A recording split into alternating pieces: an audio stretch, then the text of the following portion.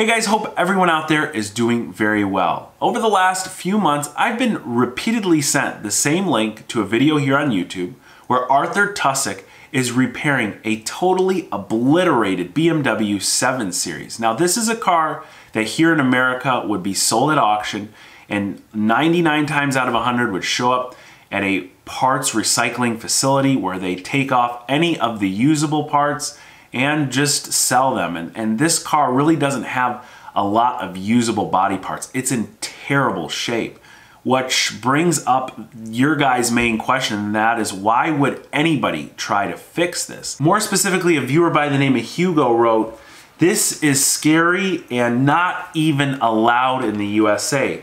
Another viewer named Sheldon wrote, "Is this even practical?" Now there have been many more of you that have echoed Hugo and Sheldon's comments through my email, which if you ever have any questions, go ahead, check out the description box below. I've linked my email address there. I've also seen a lot of comments whenever we're doing any sort of repair on cars, comparing some of the work we're doing to the work Arthur Tusek does. And some people criticize him, saying that this sort of stuff is terrible, what he's doing. And some people think that what he's doing is a miracle. And I'll be completely honest with you, I am not as nearly as skilled as Arthur is in body repair. But let's go ahead, let me play you a few segments of this video and let's give a little bit of commentary to what is actually going on and discuss whether this sort of repair is safe, whether it's a good repair in general. And wow, you take a look at that car and you see not only that quarter panel, which quarter panel damage is notoriously expensive, that roof is literally folded in half. Yeah, this car, it says the right side is good, but that's about it. A few of those doors, everything is trash. Look at that hole in the trunk. It's just horrible. So I think what we do really want to focus on here in this video is the repair quality dangerous, and is it practical? And let's start with the is it practical while he's showing us around the car. And here in America, the answer is absolutely not practical. My guess is that the labor costs in Russia are way cheaper than here in America. And so that's why you're seeing such an extensive repair like this done. Even for him to disassemble the car like we're seeing now is several hours of labor at a body shop. And as we'll see in a moment, he's even got the engine pulled out of this car. So to pull an engine and then reinstall an engine, that's a couple $1,000s right there as well in labor. Now he starts off with the frame machine pulling the car as straight as possible. The frame machine he's using to pull the body of this car is extremely modern. It's what I've seen at most body shops. And all it basically is an arm that has a claw on the end of it, and you can use that to pull, or you can attach like a chain, or in this case he's got that really thick strap, put it around what you want. The arm itself just moves a little bit at a time. We're talking about millimeters at a time to pull it out, so you have some sort of precision there. Here's the engine that's pulled that I was telling you about. And really, to do a satisfactory repair in the engine bay, we see this bent frame rail here, you have to pull the engine. And a lot of these, you know, down and dirty, cheap body shops, they'll attempt a repair like this without even pulling the engine. So far, what he's done is all pretty much correct procedure. Pulling out the sections of body here, that's totally normal. If you watch this video from beginning to end, you'll see him do that throughout the entire process. But him working on the roof here is really notable and something that I want to touch on. What you see him doing with the drill is he's just drilling out all the spot welds in a roof. Pretty much all car roofs from the factory are spot welded in place. Most of the time, the correct repair procedure is to drill out those spot welds and then just lift up and remove the roof and replace it with the new panel completely. So I haven't verified this. I'm almost positive that his roof removal is exactly what BMW's body guide would tell you how to perform the correct repair for this car. Now when we move on to the quarter panel here, arguably what would possibly cost the most on this car if we were just doing line item by line item. This is the worst part of the car.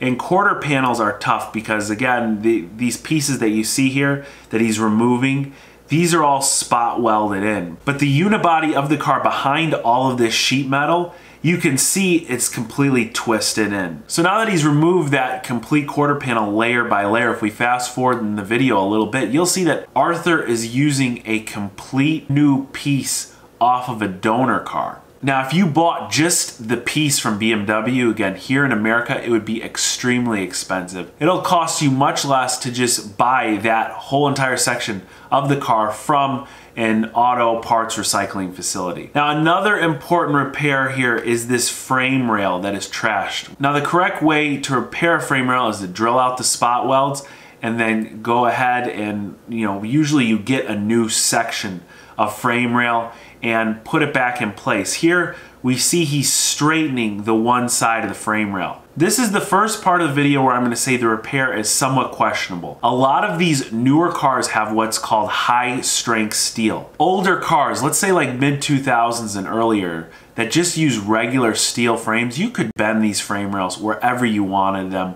They would bend one way or another, and it wasn't a big issue. They would repair them like that all the time. These high strength steel frame rails, as far as the correct way to repair them goes, the body manuals tell you that you have to replace the entire frame rail essentially. Can you cut from a certain section like Arthur is doing and weld in a new piece? Or as you see here, he's actually taking that section of the frame rail and hammering it back straight. Yeah, you can do that, but I would assume that this is a high strength steel and that really this part of the repair should be a complete new piece. It obviously looks really darn good, this piece that he's welding back in, but it's just questionable as to what the structural integrity of that piece is now that it was bent and wrinkled and now it's been hammered back in shape. And that's really a tough question to answer in my mind, one that I'll leave up to you guys. Let me know what you think in the comment section below. Now, one of the things I admire about Arthur is how he is actually measuring things. I've been to body shops where guys do everything by just sight and nothing ever lines up perfectly. It might be really close, but you have to measure. And I don't care if you have a computer measure for you. There's newer machines that the computers do all the measuring. And of course, if a computer's doing it, it's gonna be more accurate than a human. You see how he measures from the cowl area to the apron, and he wants to make sure that the distance is exactly the same on both sides. That is very, very important, and it will make everything line up about as best as it's gonna be for a car that was this damaged. When we look at this quarter panel donor piece that was basically dissected like the original damaged one was, and then spot welded back in place, again, I'm gonna tell you that this is likely what the BMW body repair manual is telling you to do, is drill out the spot welds and spot weld in a new piece.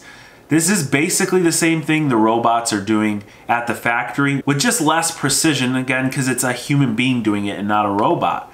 But in my opinion, if you're gonna do a quarter panel repair and replace like that, that's about as good as it's gonna get. I don't see any issue with that, and the lines look awesome. Now, this could easily be the most controversial part of the video, where he says he's gluing the roof back in place. This is something that a lot of shops practice. They actually use body glue to glue the roof panel that was spot welded back in place. Body panel glue is used by OEMs and at the factory in certain places on cars, on pretty much all cars nowadays. People hear glue and they go nuts. It's not a bad thing to be using glue. The question is whether or not you should be using glue to replace panels that were previously welded on. I'm sure you guys have heard of the term structural rigidity, especially when they're comparing two of the same car, one that comes as a coupe and one that comes as a convertible. Take, for example, like a BMW M4. The roof is one solid piece of the structure on the coupe variant, but on the convertible, where the hardtop retracts into the trunk, that is a modified roof, so you lose a bit of your structural rigidity. You'll hear in the handling test that the car just doesn't feel as solid or as stiff, and that's because of the lack of the roof. When it comes to roof repairs, I have heard of shops using body glue to glue them back in place, and there's one huge argument made against that. When a car's roof is spot welded in from the factory, it's spot welded here, and then there's a space, and then there's another spot weld, then there's a space and another spot weld. When you glue it, you just put one bead of glue all down the roof, and push the thing in place, make sure it's straight. In a front end impact, your roof is providing a lot of structural rigidity, and that roof is actually taking some of the shock from the impact. When we saw this car from the beginning, the roof was folded, but it was still attached to the car. With there being space in between each spot weld, there's a place for the shock and vibration to go in an impact. When a piece is uniformly glued in place, well, there's no place for that shock to occur. So in another front end impact with a glued in roof, what essentially would happen if the impact was hard enough is the roof would just pop right out of place. And that means that your structural integrity is no longer there, and that makes your front impact accident worse than it would have been if the roof was properly repaired. For the roof repair, it would be my best guess that the BMW body repair manual would tell you that you need to spot weld a new roof in place. So here's a relatively new BMW 7 Series that was destined for the junkyard, and it turned into something that looks almost new. And that's because Arthur Tusek is really an amazing body repairman, one of the best I've ever seen. Arthur, I appreciate the work you're doing and I really enjoy your videos, so please continue coming out with them. I feel like I learn a ton from watching his videos. I hope you have something to add to that. Please let me know in the comment section below. If you feel that you learned something from this video, make sure to hit that like button. Also, if you have any questions about anything we discussed in this video, please make sure to contact me. Everything you need to do so is in the description box below. As always, guys, I really appreciate you watching, and I hope to catch you very soon.